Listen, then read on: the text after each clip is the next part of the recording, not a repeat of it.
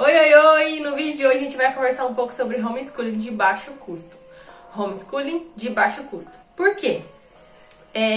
Eu vejo muitos questionamentos em quem não conhece a modalidade falando a respeito de homeschooling como se fosse coisa para rico, coisa pra gente da classe média alta. E não. Realmente são pessoas que desejam muito educar bem os seus filhos. E acreditam em outras formas de educação que sejam diferentes da escola, né? A personalização, querem muito educar seus filhos de uma forma personalizada. Então, quem quer realmente faz. Eu vou mostrar pra vocês como é que eu fazia aqui no início, né? No nosso primeiro ano de homeschooling. Como é que a gente fazia pra dar conta do homeschooling tendo um custo muito baixo, porque logo que a gente iniciou, eu tinha largado o emprego, né? Eu tinha acabado de sair do mercado de trabalho, eu não trabalhava fora e não gerava renda de forma alguma, e somente o meu esposo trabalhava. Então, eu tinha largado tudo para ficar somente em casa, e a gente tinha um orçamento muito baixo, e eu comecei assim, a gente ficou cerca de um ano e meio, fazendo da forma que eu vou falar para vocês aqui agora, e deu certo. Meu filho tem 5 anos, ele já lê, eu comecei o processo de alfabetização dele, pré-alfabetização em casa. A gente tá começando as atividades com o Totô agora. Dá oi, Totô. Faz assim com a mãozinha pro lado. Dá um oi pro pessoal, Totô. Oi, pessoal! Uai, Totô, cadê você? Ah, o olhão do Totô. Oi! Que coisa mais bonita, mamãe. O Totô é um pouco tímido. Oi? É uma cadelinha. Mamãe, pode continuar? Sim. Então eu quero trazer pra vocês um pouco dessas ideias de como é que a gente fazia pra inspirar quem tá começando, porque realmente o início é um pouco mais complicado, mais difícil, mas realmente dá certo. Se você quer, você faz. Não importa, não arruma desculpa, né? A gente realmente vai lá, arregaça as mangas e faz. Minto!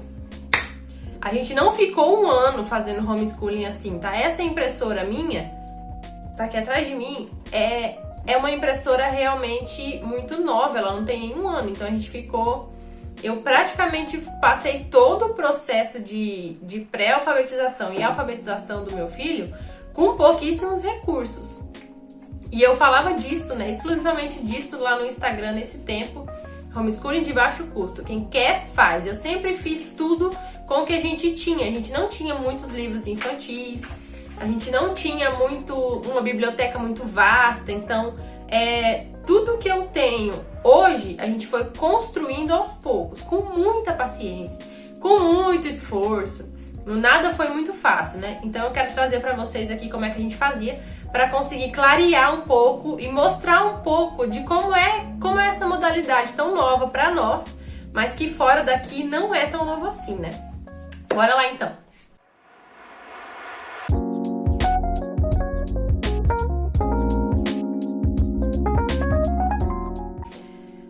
No início, eu acompanhava uma família, eu não tenho certeza se eles ainda estão assim, tá? Mas eu acompanhava uma família que fazia as aulinhas usando a geladeira como quadro branco. E aí eles usavam a geladeira da cozinha. Eu não lembro mais o nome, me desculpa, mas eu não lembro o nome mesmo da pessoa. Então, essa família, eles faziam as aulas usando a geladeira da cozinha. Aqui na minha casa eu tenho 2 portas de vidro na cozinha e eu usava essas portas como quadro. Então eu usava um canetão de quadro branco, como esse aqui, em que eu trocava somente a recarga, e eu usava o preto e o azul, e a gente fazia as aulinhas ali, na porta da cozinha. E sempre foi assim, minhas portas são todas rabiscadas, a gente tinha um apagador, no início eu tinha um quadro pequeno, mas ele acabou estragando no meio do processo, e eu usava as portas, uso até hoje, as portas da cozinha como quadro, e a gente fazia as aulinhas ali. E hoje ainda eu uso as portas como quadro, com esse canetão aqui, tá? E trocando somente a recarga.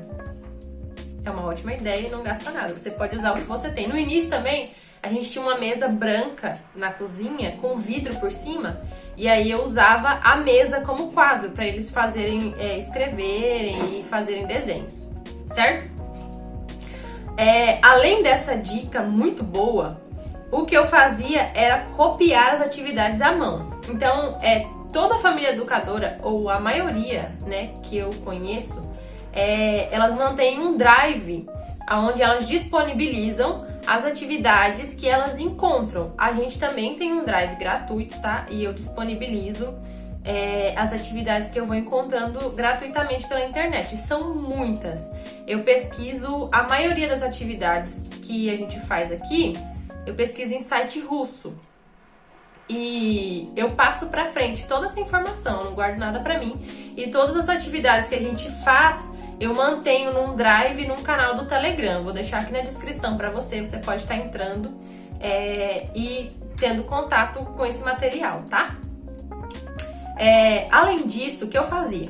Como a gente não tinha impressora, e era tudo muito difícil, assim, porque eu tenho mais filhos, né? Então, eu não tenho só um filho. Eu tenho ainda uma dificuldade muito grande em ir aos lugares fisicamente. Então, eu moro um pouco longe de um local onde fazem impressão. E aqui na minha região é um pouco caro, né? Então, o que eu fazia? Eu copiava à mão todas as atividades. Então, a gente precisava fazer atividade de coordenação motora fina, eu ia e copiava à mão de canetinha todas as atividades e guardava, né, num caderno azul, assim, guardava nesse caderno. É um caderno de registro que eu tenho aqui do meu portfólio, tá? Eu vou deixar um vídeo, sai na semana que vem, se eu não me engano, tá? Vou deixar aqui na descrição também uma playlist só com vídeos que eu fiz sobre homeschooling, falando de portfólio, o que você precisa ter, com quem que você precisa falar, quais são os riscos que você corre, tudo eu vou trazer pra vocês aqui, tá bom? É só acompanhar no canal, se esse assunto te interessa, se inscreve aqui e já dá um like aí no vídeo, porque isso dá trabalho. Então, no início, a gente começou assim, ó, carimbos, fazendo atividades aleatórias. A primeira aulinha que a gente fez foi em junho de 2018, tá? Com meu filho mais velho. E eu salvo arquivo todas as atividades, ó. Eu comprei um cadernão de adesivos, sabe? Que tem na Amazon, é R$10, tem 1000 e poucos adesivos. E aí a gente fazia assim, ó, preencha a centopeia de atividade de coordenação motora fina. Então ele tinha que tirar o adesivo do caderno e colar aqui. Não pode, Totô. Não pode passar na boca, porque senão sai. Então, ele tinha que tirar o adesivo do caderno, né, de 1000 e poucos adesivos, e fazer o movimento de pinça para fortalecer os músculos da mão e depois, futuramente, conseguir escrever, né, com lápis e tal. E aí eu fui fazendo a centopeia até ele conseguir preencher toda ela. E a gente fazia também de ligar os pares, ó, com adesivos. Aí eu sempre coloco a data aqui no cantinho, ó. O nome, a data, esse aqui é de outubro de 2019. E quantos anos ele tinha? 2 anos e 4 meses. Olha o traço dele, nossa, melhorou muito. Outubro de 2019, ó. Pra ligar, seguindo a ordem. Então, 1, 2, eu peguei um adesivo azul, escrevi um número no interior e fui ligando pra ele seguir a sequência numérica. A gente faz, eu pretendo seguir com matemática de Singapura. Então, o que eu faço aqui? Eu apresento os números, primeiro eu apresento os números de 1 a 9, e aí quando eu vou apresentar o 10, eu apresento o 0 junto com o 10. Então a gente começa contando do 1 e futuramente ele vai entender o que é o 0, porque eu senti um pouco de dificuldade em apresentar o 0 para criança muito novinha, né? Então a gente fez assim, seguindo a ordem dos números, 1, 2, 3, 4. Não deu certo, mas o objetivo aqui não era lembrar da sequência numérica, mas fazer o traço e treinar a coordenação motora fina. Mais atividades, aqui são mais atividades, ó. Eu tenho todas salvas, todas guardadas. Aqui são 3 atividades. Encontre a outra metade. Isso aqui eu peguei de um livro didático que a gente ganhou. Inclusive a próxima dica que eu vou dar pra vocês, tá? a gente ganha muitos livros e eu vou falar pra vocês como é que eu faço pra ganhar esses livros. E aí eu recortei as figuras, cortei ao meio, colei metade na folha e entreguei a outra metade pra ele. E aí ele precisava encontrar a metade da figura correspondente. Aí segue assim, ó, com o caderno, né? Sempre usando os adesivos, ó, atividades gerais usando adesivos. E aí, depois de um tempo que ele já tava pegando jeito com os adesivos, eu comecei a fazer assim, ó. Eu copiava os labirintos à mão. Esses são labirintos do Kumon, tá? Do workbook do Kumon. Isso aqui foi em junho de 2020, o Davi tinha 3 anos. E aí ele começou a fazer labirintos assim, eu marcava, ó, a seta amarela é o início e a estrela vermelha é o fim. O final, então ele tinha que ir fazendo e também tinha ligue pontos para lembrar da sequência numérica. Tudo feito à mão, tá? Quando os labirintos começaram a ficar um pouco mais complicados, ó, eu fazia corações no caminho e ele tinha que ir de coração em coração. Então ele começava aqui, ia no coração, aí ele ia pro próximo, aí ele ia pro próximo, ele ia pro próximo, próximo, até chegar no meio aqui da casinha. E eu usava esse recurso com todos os labirintos mais complicados que ele tinha mais dificuldade. Foi o jeito que eu encontrei pra fazer com que ele fizesse assim de uma forma mais prática, né? Mais fácil pra ele. E aí eu colocava número, ó, nos corações, tá vendo o caracolzinho? Colocava número. Você pode fazer isso aí também. Isso aqui você encontra fácil no Pinterest ou no Drive da família Lima, tá? Aí no fim, em julho de 2020, ele já tava fazendo labirintos assim, ó, mais complicados, tá vendo? Aqui eu mandei imprimir. A gente fez isso aqui milhares de vezes. Milhares de vezes. Milhares. Eu imprimi 2 folhas, né, de vogais, cursiva. E aí o que eu fazia? Eu colocava essas folhas dentro de uma pasta plástica. Vou pegar ali pra vocês. E aí ele desenhava por cima, eu conseguia apagar e a gente poderia reutilizar as folhas muitas vezes. Olha só, era essa pasta aqui. E aí eu pegava, ó, tá até rabiscado ainda, porque eu tirei, né, pra arquivar. Aí eu colocava a atividade aqui dentro, ele rabiscava com canetão, fazia a letra cursiva, né, que tava aqui dentro, desenhava, aí depois eu só apagava e tava novo, porque a gente não podia imprimir muitas vezes, né, a atividade eu imprimia e reutilizava milhares de vezes as atividades com essa pasta aqui. Durante o ano eu vou arquivando aqui as atividades e aí no fim do ano, finalmente, eu vou e colo tudo no caderno, certo? Então foi assim que a gente começou as atividades de coordenação motora. E eu sempre registro tudo. Vejam o vídeo de portfólio, tá? Vocês precisam registrar tudo. É muito importante que vocês registrem cada passo que vocês der com seus filhos, tá? E aí eu tinha um esquema de livros para conseguir livros de graça. Porque a gente não tinha um recurso muito grande para investir em questão de educação, mas educação para nós sempre foi uma prioridade. Sempre. A educação das crianças sempre foi prioridade para nós. Então, o que eu pensei? Eu pensei em um esquema, em um sistema em que eu pudesse conseguir livros de graça. Então, o que eu fiz? Eu entrei em grupos de mãe do WhatsApp e pedi livros para doação. E aí eu recebi caixas e caixas e caixas de livro. Eu ia buscar na casa da pessoa, a pessoa entrava em contato comigo, né? Grupos, claro, de mães da minha cidade. E eu ia na casa da pessoa e buscava essas caixas. E aí aqui em casa eu separava os livros em 3 grupos. Grupos que ia pro lixo, pra fogueira, porque tem livros que eu não tenho coragem de entregar em algum lugar e pensar que alguém vai ter contato com aquilo. É lixo puro. E se for lixo puro, na minha casa não entra, na casa dos outros também não entra. Enfim. Então, o que eu fazia? Eu entrava nos grupos e conversava com as pessoas, né? Pegava os livros de doação que estavam lá entulhado, todo tipo de livro, e separava em 3 grupos. Grupos que ia pro lixo, que eu joguei muito livro fora, mas muito. Livro que não concorda com o que eu penso, com educação, que vão fazer muito mal à formação de uma pessoa, eu jogo no lixo mesmo. E aí o segundo grupo de livros são livros para troca no sebo. E o terceiro grupo de livros,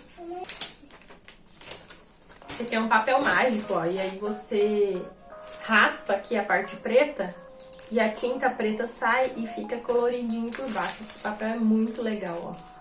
Esse pacote aqui custou R$10 e veio com 5 folhas. É isso que eu tô entregando pro Tomás agora. Ó, ela fica coloridinha por baixo, tá vendo? E aí posso fazer qualquer desenho aqui que ela fica com uma corzinha por baixo, ó. Toma, senta aí no chão pra você desenhar com a sua espada de soldado do rio. Então, voltando ao assunto, eu pegava os livros bons que estavam bons, que dava pra ser lido, né, que poderia ser utilizado por outra pessoa, e trocava no sebo.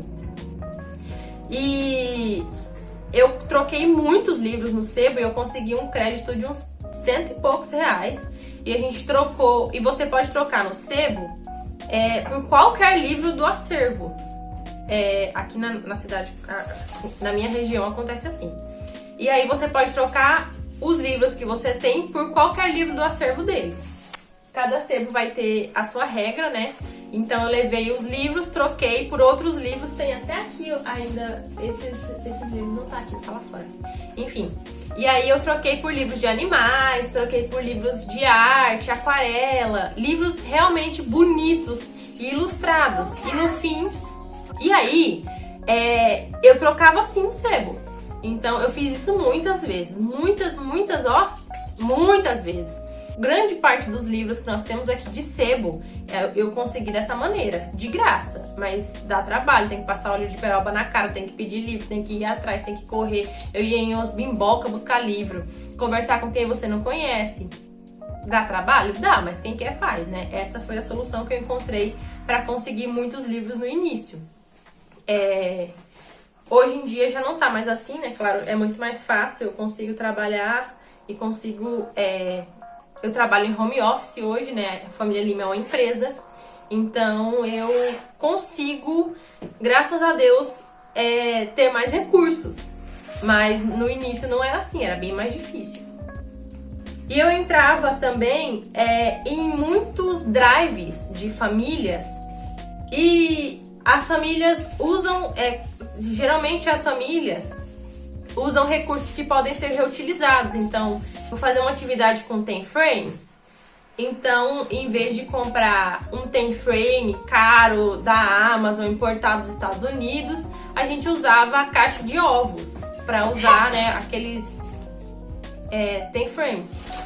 Para fazer continha de base 10, memorização de números e tal. Vou trazer tudo isso pra vocês, gente. Só me dá tempo, porque não sei se vocês estão percebendo, mas assim, tempo de mãe vale ouro, entendeu? E além disso, eu descobri um tipo de massinha que dura mais do que as outras. Que eu conheço, tá? Existem 2 tipos de massinha. Eu fiz um vídeo comparativo das duas, tá lá no IGTV do Instagram. Você pode entrar no @FamíliaLima. Sim, a gente fez. Procurar nos vídeos e aí vai ter um comparativo de massinhas. Tem uma massinha que eu gosto muito porque ela dura muito, ela não resseca no ar. Então a criança pode pegar a massinha, brincar, deixar em cima da mesa, que ela não fica dura com o tempo. Ela demora muito tempo pra ficar dura, ela tem que ficar ali vários dias. Eu fiz um teste de deixar 10 dias exposto. Então eu fiz um teste de deixar 10 dias exposto. E realmente, né, fez diferença. Assim, eu fiz o comparativo das duas. Geralmente as massinhas que a gente encontra em papelaria, né, ela é feita à base de milho. Não, à base de amido. E essa massinha específica, eu gosto muito da Faber-Castell. Tem um índio na frente, ela é vermelha. E ela vem com 12 cores. É grande e é mais barato, é o dobro do preço da Play-Doh. Então, aqui na minha região, ela custa cerca de 9, 10 reais. Na Amazon, 9, 10 reais, dependendo do lugar onde você mora, vai ter que pagar frete ou não. Mas, vale muito a pena. É uma massinha à base de cera. Massinha à base de cera. Pesquisa no Google, vou colocar uma foto dela aqui. E essa é a massinha à base de cera. Essa massinha dura muito tempo, então a gente usava para fazer uma atividade, eu guardava num pote fechado, a gente reutilizava ela por mais de 6 meses. Se ela não molhar, você tem massinha por muito tempo, cuidando, ó, dura eternamente. Enquanto que a outra, a criança brinca ali por 2 dias no máximo e ela já está ressecada. Então eu troquei. Atenção nessa informação aqui. A massinha à base de amido, ela é um pouco mais macia. Então, para crianças menores, ela é um pouco melhor. E as massinhas à base de cera, elas são um pouco mais duras. É pouca coisa, mas a criança, na hora de brincar, ela sente, tá? Mas, gente, né? Era que durava mais e era o que a gente poderia ter, então era o que a gente usava. Era isso que eu tinha para dizer. Se você tem alguma dúvida sobre homeschooling, ideias de vídeos, que eu possa, alguma forma de eu poder te ajudar, tô aqui para isso, para te ajudar. Deixa aqui para mim nos comentários, que eu vou fazer questão, eu faço questão de responder todo mundo pelo Instagram e pelo YouTube também, agora, né, que a gente começou o projeto aqui. Quem tá chegando agora, seja muito bem-vindo. Esse aqui é o canal da Família Lima e eu vou trazer para vocês aqui muita informação a respeito de homeschooling e sobre a vida de família educadora, tá? Eu sei que é uma coisa que causa um pouco de medo, porque é novidade, mas não precisa ter medo, tá? É uma coisa assim que não é nova no Brasil, tá? Tá sendo muito falada agora, mas não é nova. Ela, na verdade, é uma modalidade mais antiga do que a modalidade de ensino da escola escolar que a gente conhece, tem homeschooling na Bíblia. Então, se você não conhece essa modalidade, eu convido a você que assista os meus outros vídeos na playlist que eu vou deixar para vocês aqui na descrição e nos cards. E conheça um pouco mais sobre essa modalidade de ensino, como é que as famílias se comportam, como é o estilo de vida. E se deixe encantar por isso, tá? E se você for professor também, você está convidado a conhecer. E eu creio que isso vai valorizar realmente a profissão de forma magnífica. Então é isso. Se você gostou desse vídeo, deixa o seu like. Qualquer dúvida sobre a modalidade, sobre o que eu falei aqui, sugestões de vídeo, pode deixar aqui nos comentários que eu vou estar respondendo todo mundo. Eu sempre respondo todo mundo no Instagram e agora aqui no YouTube também. Vou deixar para vocês aqui na descrição do vídeo duas indicações de playlist. Uma playlist só com vídeos que eu vou encontrando pelo YouTube, que eu acho que me acrescentem alguma coisa com relação a estudos e homeschooling. Eu coloco nessa playlist, que eu vou deixar para vocês aqui na descrição também. E além disso, tem uma playlist só com vídeos da Família Lima, vídeos que eu gravei para vocês aqui no YouTube. Eu vou deixar na segunda playlist, tá? E é isso, fica com Deus, te espero no próximo vídeo. Tchau, tchau!